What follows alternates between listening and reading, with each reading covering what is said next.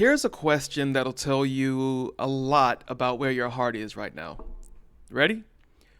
What do you do when yesterday's provision won't cover today's need? Come on. What do you do? Because that's the wilderness. In the green season, you build a cushion, hopefully, right? You save, you store, you get a little ahead, and there's a peace in that. A buffer between you and the edge. But the desert doesn't let you get ahead. In the desert, it comes one day at a time and just enough, and never quite enough to stop needing tomorrow. You wake up and there's bread for today. You look for extra, for margin, for a stockpile so that you can finally exhale, and there isn't any. There's only today's, again and again and again. And if you're anything like me, that makes you absolutely crazy. Because personally, I don't want daily provision. I want a warehouse. I want enough saved up that I don't have to trust anybody, including God. I'm just going to be honest with you, for a good long while. I, Justin, want a margin so wide that I can't see the edge of it. And the wilderness looks at that desire in me and says, nope, not here. Here, you get today's bread and you get me, Jesus. And you're going to have to decide whether that is enough. Last week, we started this arc by saying the wilderness is not a detour. God leads you in on purpose. Today, we're going to go one layer deeper into how he feeds you once you're there. And I'm telling you up front, the way God provides in the desert is not the way you design it. Actually, it's better, but it won't feel better at first. It'll feel like scarcity, and it's actually intimacy in disguise. Hi, I'm Justin Belt. This is Faith Formed, the podcast about honest faith for people who don't have it all together. We're trying to build a faith in people that holds up in the middle, in the wilderness. And today we're talking about the manna, about what it means to live on provision that only ever comes one day at a time. And before we jump into today's episode, do me a favor. If you're enjoying Faith Formed, go ahead and give us a 5-star rating and review wherever you listen to podcasts. It is a great way for the word to continue to get out about the work that we're doing and how we're trying to grow a community of disciples who have a battle-tested faith in who God is. All right, let's go. So I want to take you to Exodus 16. And I think if you have been in the Bible at any point, you kind of know what I'm talking about. Israel is about 6 weeks out of Egypt. They've been across the Red Sea. They've been led into the wilderness. The high of the Red Sea has worn off because now they're hungry, they're scared, and they do the thing that people tend to do in the wilderness, including yours truly. They romanticize the past. Look at Exodus 16, verse 3. They actually say that they wish they died in Egypt, where at least they sat by pots of meat and ate bread until they were full. Read that closely. They are rewriting slavery as a golden corral, as a buffet. And that's what the desert's fear does to your memory. It makes the old bondage look like a banquet, as long as the bondage came with a full stomach. It's like someone who, maybe it's been years since they've been in a relationship, and the relationship that they were in was toxic, and they're so tired of being lonely, and they're like, oh man, at least so-and-so, would DoorDash food, or at least so-and-so would watch movies with me sometimes. In a desert and wilderness season, things can and do get bad enough to where we are able to look back with revisionist history and rose-colored glasses all wrapped into one and find some measure of good in all of the bad that we just walked out of. And here's how God responds to a nation that's romanticizing its own slavery. In true God fashion, he doesn't scold them. He doesn't shake a holy finger and sound thunder and crash lightning against them. No, he feeds them. In Exodus 16, verse 4, then the Lord said to Moses, I will rain down bread from heaven for you. The people are to go out each day and gather enough for that day. Now, writing this, of course, the famous song, It's raining tacos from out of the sky, tacos. But in this case, it's raining manna from out of the sky, manna. You know, I'm sure somebody came up with this. Maybe it was Moses. Maybe Moses wrote it, it's raining manna, and somebody translated it into tacos. Yeah, I like that. I like that. That is the gospel according to Justin. And so each day, enough for that day. Circle that, because that phrase is the whole sermon. And then watch what happens the first morning it appears. Exodus 16, verse 15, the people wake up and there's this fine, flaky substance all over the ground. And they have no idea what it is. So they literally ask in Hebrew, manhu, which means, what is it? And that question becomes the name, right? That's crazy. They call the bread manna, which means, and I love this, it literally means, what is this? They named their daily provision after a question mark. Every morning they ate something whose name was essentially, I don't understand what this is. And I think there's a whole theology in that name, man, if I'm honest with you. Because the wilderness provision God often shows up, the wilderness provision of God often shows up in a form that you don't recognize and you can't explain.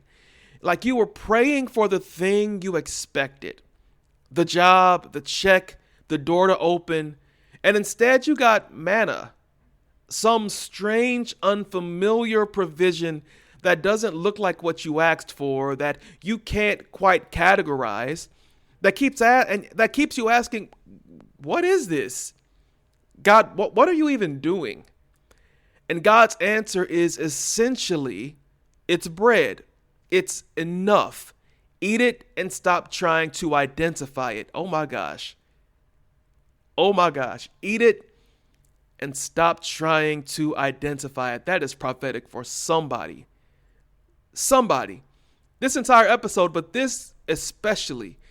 God is speaking to someone who is listening and you're trying to figure out what it is. And God is saying to you, quit trying to identify it. Just eat it. The provision doesn't have to make sense to you to sustain you. Just eat it. Just eat it. Now here's where it gets pointed. Because God attaches a rule to the manna. And that rule is really the entire point. Exodus 16 verse 4 again, God says the people will gather enough for that day. And then he adds this, in this way I will test them and see whether they will follow my instructions. So manna is explicitly a test. It's not just food, it's a daily exam in trust. And here's the rule that makes it a test. Look at verse 19. Moses tells them, no one is to keep any of it until morning. Don't save it. Don't stockpile it. Don't build the cushion. Gather only 2 days. Eat only 2 days. And trust me again tomorrow. And of course, what do? Well, look at verse 20. Some of them don't listen. They keep it till morning because who wouldn't? Because every instinct in a scared human is to store some, to hide some, and to get ahead. And the text says the manna they hoarded bred worms and began to stink. It rotted. The provision that was so perfect for today turned foul the moment they tried to make it tomorrow's security. Oh my gosh. Anyway, don't rush past that because I think that's one of the most quietly devastating things about in the Torah. God built the provision so that it couldn't be hoarded. He designed it to rot. Not because he's cruel, but because he was trying to break something in them that Egypt had put there. Listen, 400 years of slavery teaches you that survival depends on what you can grab and keep and control. And God is trying to raise a people who depend on him. And you can't depend on God and hoard against God at the same time. The stockpile and the trust cannot coexist. So he made a bread that punished the stockpile to teach them the trust. Oh, that's good. And I feel this one personally. So let me just say it plain. A lot of us are trying to hoard our way out of needing God. Yeah, we call it wisdom. We call it planning. We call it being responsible. And some of that genuinely is. But if I'm honest, underneath a lot of my saving is a quiet desire to get to a place where I don't have to trust God so much. A lot of my grumbling in the wilderness is because I'm having to go back to God every single day and say, God, can you give me some more bread for today? Can you give me just enough to make it through the day? And if I'm honest, it drives me crazy. Huh? And the wilderness is God's mercy against the exact instinct to buffer against his daily faithfulness. God keeps the provision daily, not because he can't give me more, because he can, right? The cattle on 1,000 hills, they belong to him. He's able to do exceeding abundantly, right? But he keeps the provision daily because he knows what a full warehouse of provision would do to my heart. It would let me forget him. But barely enough keeps me looking up. Barely enough keeps me close.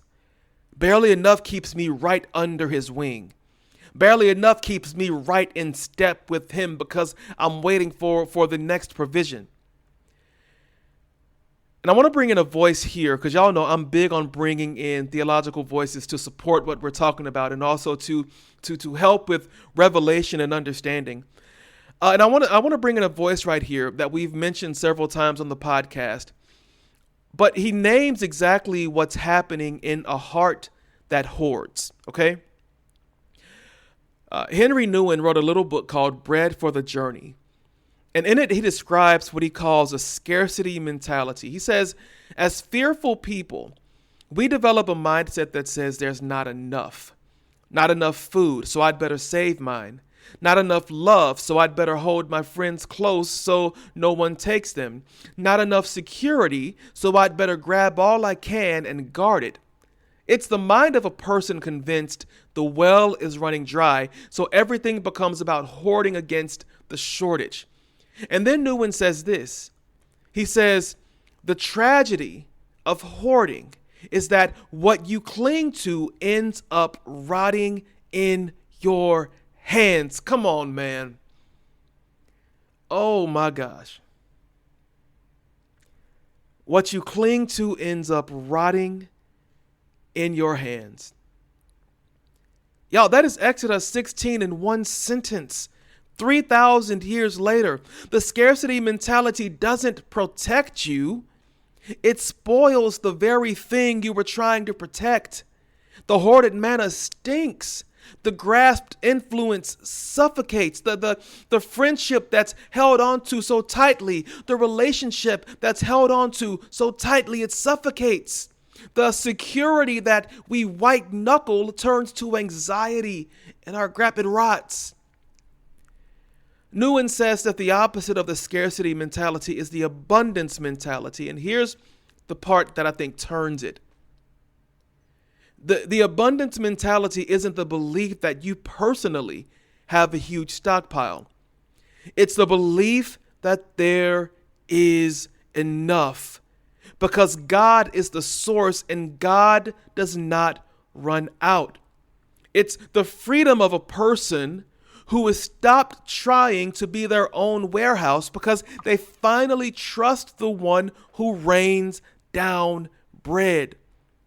And Nouwen says the strange miracle is that when you live from abundance, when you hold things loosely and even give them away, what you have multiplies. There are leftovers. The scarcity heart hoards and it rots. The abundance heart trusts and it multiplies. The wilderness is where God performs this surgery from scarcity to abundance on us. He takes away our ability to hoard precisely so that he can heal us of the need to.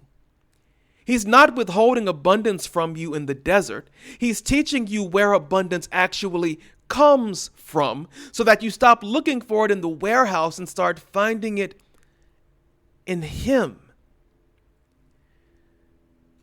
Now, there's a theologian that I want you to know named C.S. Song. He's Taiwanese and really a significant Asian theological voice, especially in this last century. And his whole project was to root theology not in abstract Western lecture halls, but in the ordinary, daily, physical stuff of common people's lives. Rice, bread, the everyday labor of feeding a family. So Song insisted that God meets people not primarily in the grand religious event, but in the ordinary provision of daily life. In the rice bowl, in the shared meal, in the plain bread that keeps a poor family alive one more day. And I bring in Song here because I think he helps us see something that Manna is quietly teaching us.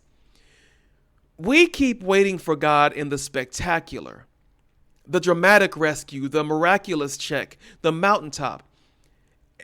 And God keeps showing up in the ordinary morning, in the plain, unremarkable daily provision that we almost don't notice because it's not flashy. And Song's whole point here is that the sacred is hiding in the ordinary. Oh, that's good. And that a theology obsessed with the spectacular will walk right past God in the everyday.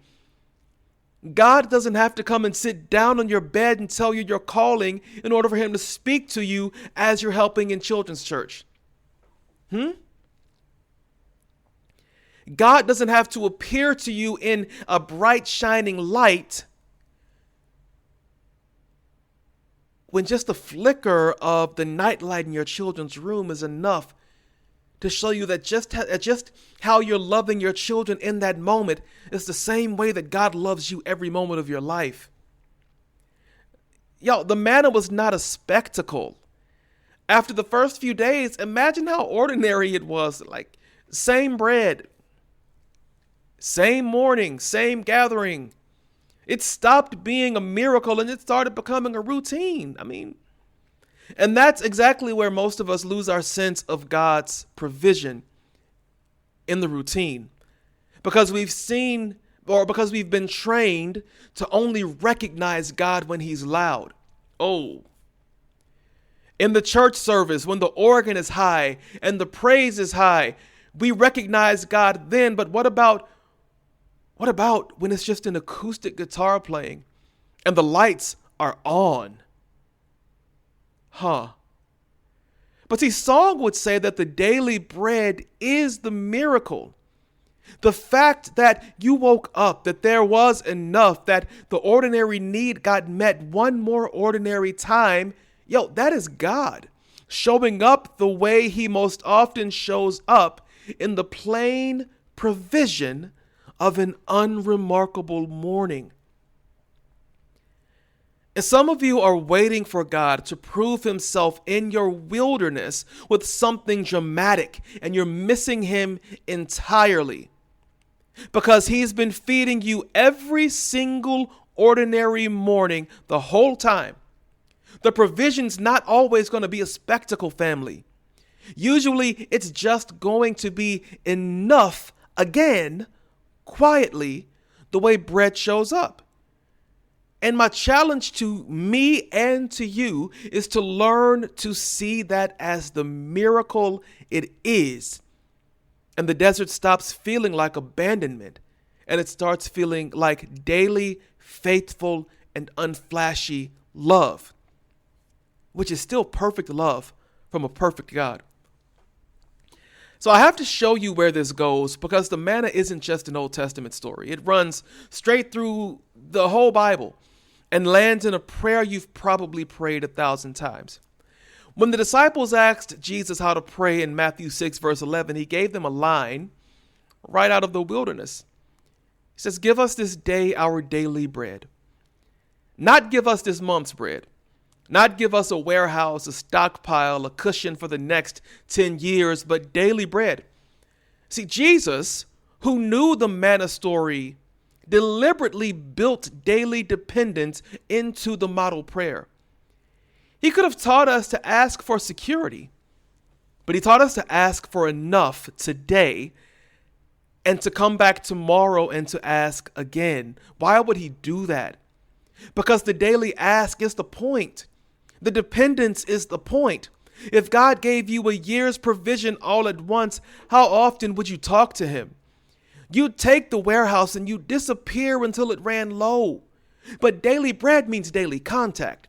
Daily bread means daily dependence. Daily bread means daily relationship. And the reason God keeps provision daily is not because he's stingy. No, he's not stingy. It's because he wants you.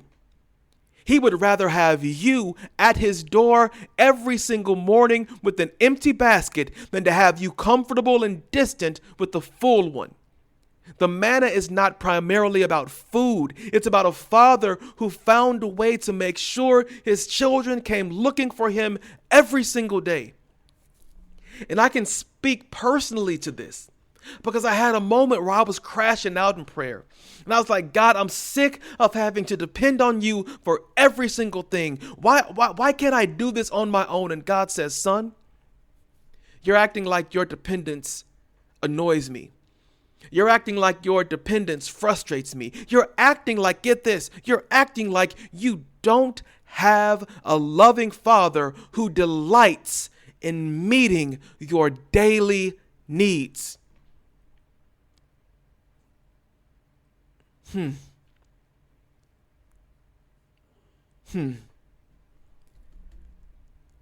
I think God had me share that because there are some of you out there who feel the exact same way. Because when your children come to you and ask for the same thing, can we have ice cream? Can we have ice cream? Can we have ice cream? Or when your children aren't quite fully independent and they're asking, what clothes should I wear? We get annoyed. We're like, you should be able to do this. Yet God is so good. God is so good and so loving that God cherishes our dependence because it keeps us close to him. Man, God, I thank you for your goodness. I thank you that you don't get sick and tired and annoyed of us. And here's the thing that turns the whole desert. Look at what happens to the manna eventually. In Joshua 5, verse 12, the moment Israel enters the promised land and eats the produce of the land, the manna stops. The very next day it's gone because they don't need it anymore. The daily miracle of the wilderness was for the wilderness. It was never meant to last forever. It was God's specific provision for a specific season. So if you're in the desert eating daily bread and aching for a warehouse, hear this. The manna is a sign that you're being carried through, not left in. It's the food of the journey, not the destination. One day the manna will stop, not because God abandoned you, but because you'll have arrived somewhere that you don't need it anymore. But for the right now, in the wilderness, the daily bread is not God being cheap with you. It's God keeping you close, and close to God with just enough is a better place than to be far from him with a full warehouse. So here's your charge, and carry it into tomorrow morning with you. Stop despising your daily bread. Stop treating the fact that God only gave you enough for today as evidence that He's forgotten you, when it might be the clearest proof that He's keeping you close. Open your hands. The hoarding was never going to save you anyway. It was only ever going to rot in your grip and teach you a fear God is trying to heal you from. So gather today's portion, eat it, and let tomorrow's be tomorrow's problem, because the same God who fed you this morning will be there in the morning to come. Quit waiting for the spectacular and start seeing the miracle in the ordinary provision you've been walking past. And come to His door every single day with your empty basket, not because you failed to plan, but because the daily walk to His door is the entire point. He kept the bread daily because He wanted you daily. Give Him that. Enough today and Him. Decide that's enough, because it is. Let's pray. Father, we come to You with our empty baskets. And if we're honest, a lot of us come resentful that they're empty, wishing You just fill the warehouse and let us stop needing You quite so often. For the one white-knuckling a stockpile, trying to hoard their way into a place where Your faithfulness is optional, would You gently loosen their grip? Show them that what they're clinging to is already rotting, and that the opened hand was always the freer one. For the one who can't see You in their wilderness because they've been waiting for something dramatic, would You open their eyes to the ordinary morning, to the plain bread, to the fact that they woke up and there was enough again, and that this quiet, daily, unflashy provision has been You the entire time.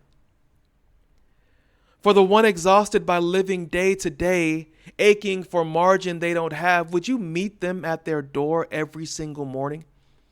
Teach them that daily dependence on You is not a lesser life. It's the closest life. And that You kept them, you kept the daily bread because You wanted them daily. And God, for all of us, give us the faith to pray the prayer Your Son taught us, and to actually mean it. Give us this day our daily bread. Just today's bread. And You.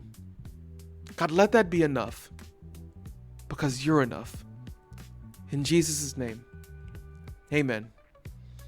So if this found you in a season of barely enough, you know someone else who's rationing and worrying and aching for margin right now as well. Send them this one. Sometimes the most freeing thing you can tell a person living day to day is that the daily bread isn't punishment. It's closeness. And be that voice for someone today. And if Faith Formed is meeting you where you actually live, the best way to help it reach the next person in the wilderness is to leave a rating and a review wherever you listen. It genuinely takes a minute, and it's how new people find this in the noise. Then follow or subscribe, because we're 2 parts into this 4-part series, and I don't want you to miss what's coming up.